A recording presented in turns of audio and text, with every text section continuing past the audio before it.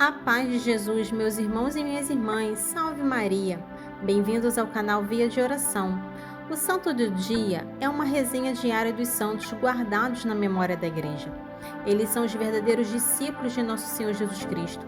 As vidas desses homens e mulheres são a doutrina e os ensinamentos da Santa Igreja. 1º de fevereiro, recordamos hoje a Beata Joana Francisca da Visitação, Virgem e Fundadora. Em Turim, no século XIX, abalada pelos ares belicosos da unificação italiana, o Senhor acendeu um dos grandes luminares da Igreja contemporânea, São João Bosco. Ele pôde ser entendido como a estrela central de uma constelação de santos. Em sua órbita também se inscreve a Beata Joana Francisca da Visitação, que nos oferece um suave lampejo de luz e espalha um calor suave como brasas vivas e silenciosas. Vamos conhecer a história desta beata. Ela sentia como ele o encanto produzido pela figura de São Francisco de Sales, modelo de bondade e mansidão.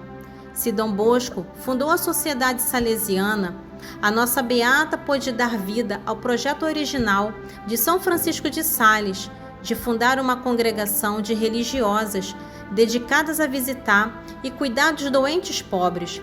Morreu com 44 anos de idade, um dia depois de São João Bosco, em 1º de fevereiro de 1888. Pertencemos a Jesus, servimos Jesus, que é a verdade encarnada e eterna, que não engana, porque as suas promessas são infalíveis e não deixará sem recompensa nem sequer um copo de água oferecido por amor.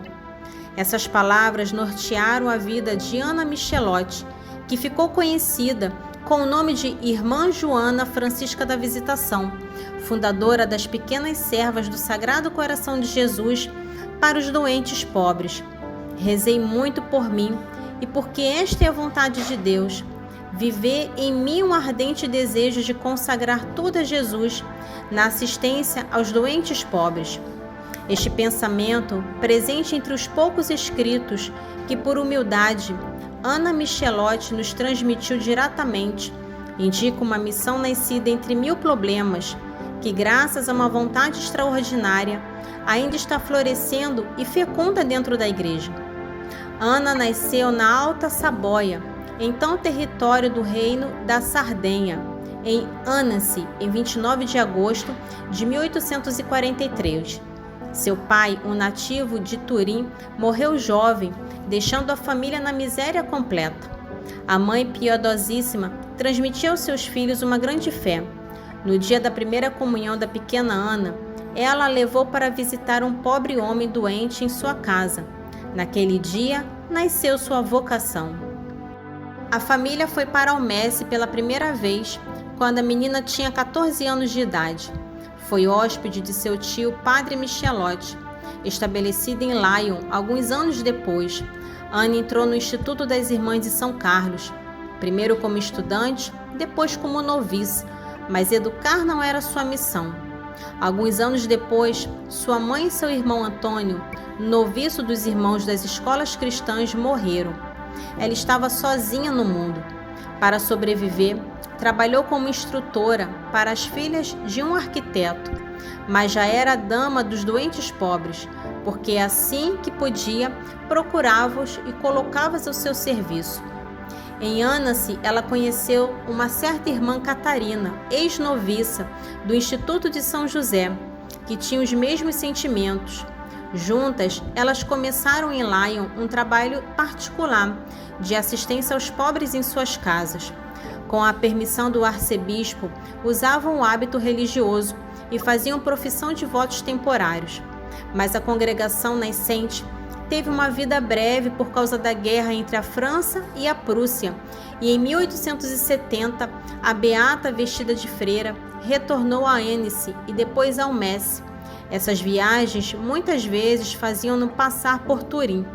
Depois da tempestade, a irmã Catarina convidou-a para voltar a Lyon, forçando-a a recomeçar como postulante.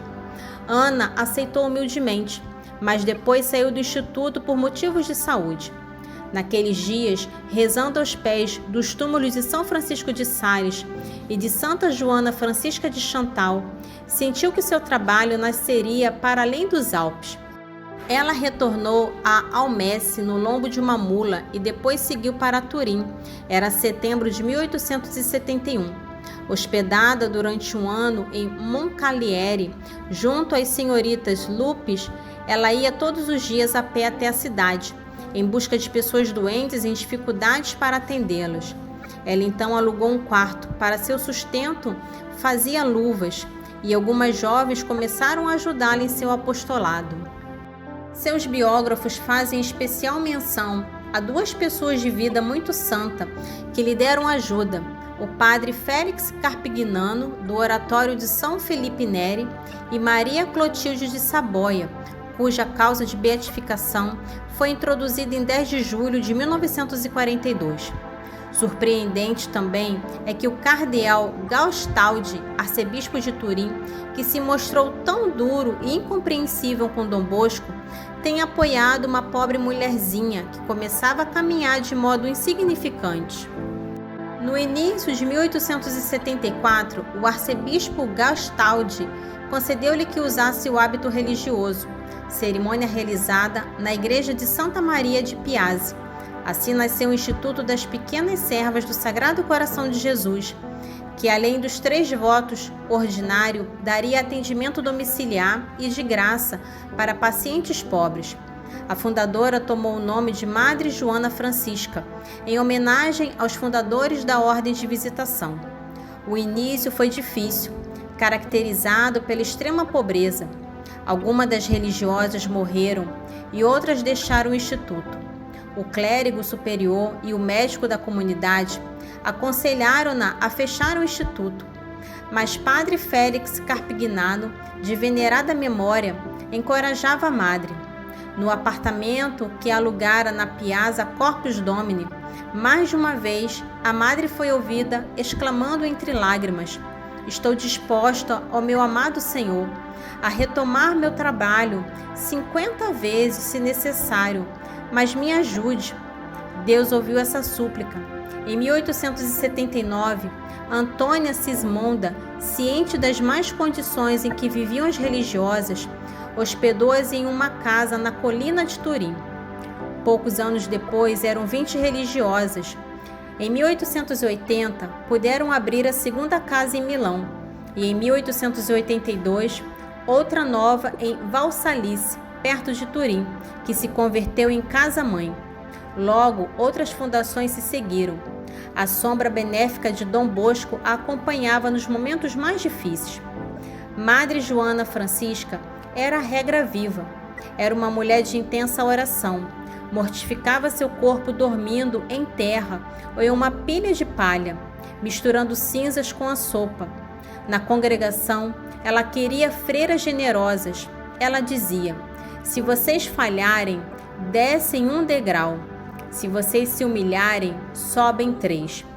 Ao repreender as religiosas, às vezes era um pouco dura, mas elas a amavam, porque diante das dificuldades, ela instilava confiança. Lia e meditava com elas as Sagradas Escrituras, recomendando-lhes que fossem prudentes, zelosas e cheias de caridade, procurando Jesus Cristo nos pobres.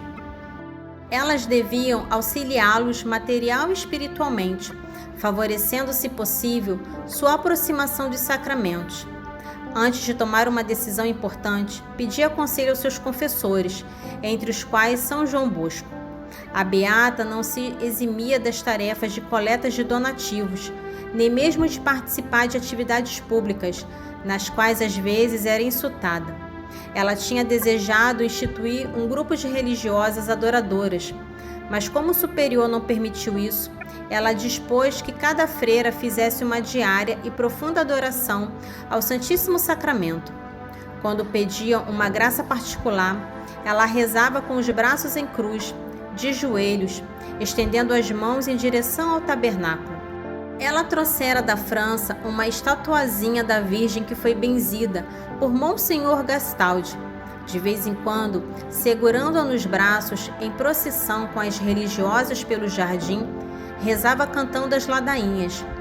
Ela exortava-as a rezar o rosário e a ter devoção à Virgem. Transmitia uma profunda devoção à paixão do Senhor. Na Sexta-feira Santa, almoçava de pé ou ajoelhada.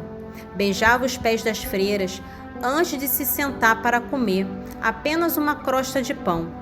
Nos últimos anos de vida, a asma brônquica frequentemente forçava a madre a ficar na cama, acreditando-se inadequada para governar o instituto, que estava em constante desenvolvimento, especialmente na Lombardia, mas basicamente porque seus métodos irritavam um grupo de freiras idosas. Em 26 de dezembro de 1887, foi exonerada do cargo de superiora geral.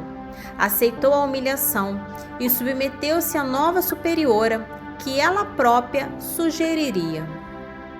Daquele dia em diante, a dor aumentou, mas sorrindo dizia: para Jesus, todo sacrifício é pouca coisa. Eu estou prestes a morrer, mas vocês não tenham medo. Vou continuar ajudando e orientando as pequenas servas do Sagrado Coração de Jesus para doentes pobres. Ana Michelotti morreu em 1º de fevereiro de 1888, um dia depois de Dom Bosco. Poucas horas antes de sua morte, ela permitiu, cedendo às insistências das religiosas, ser fotografada. Quem, por toda a vida, esquecendo-se de si mesma, serviu os mais indefesos, foi enterrada num pobre caixão, levando nos quadris o símbolo franciscano, na terra molhada pela chuva de um pequeno cemitério. O grão de trigo morreu, mas uma luz de amor continuaria brilhando em suas filhas, hoje também ativas em terras missionárias. A beata foi enterrada com a máxima simplicidade, num cemitério pobre, e teria ido para o ossuário comum, se os seus restos não tivessem sido recolhidos 10 anos depois. Desde 1923, eles estão descansando na capela da Casa-Mãe de Valsalice. Ela foi proclamada beata pelo Papa Paulo VI em Roma no dia 1º de novembro do ano santo de 1975. Que possamos pedir a intercessão desta beata. Amém. Para conhecer um pouco sobre a vida dos santos, se inscreva no canal, curta e ative o sininho para receber as notificações. Os santos são obras-primas de Cristo e nos levam por suas preces a Deus. Oração do dia. Santa Madre, que aos moldes de Virgem da Visitação, aprende a acolher e amar a todos, que possamos por sua intercessão seguir seus passos e desenvolver a arte do acolhimento. Por Cristo nosso Senhor. Amém.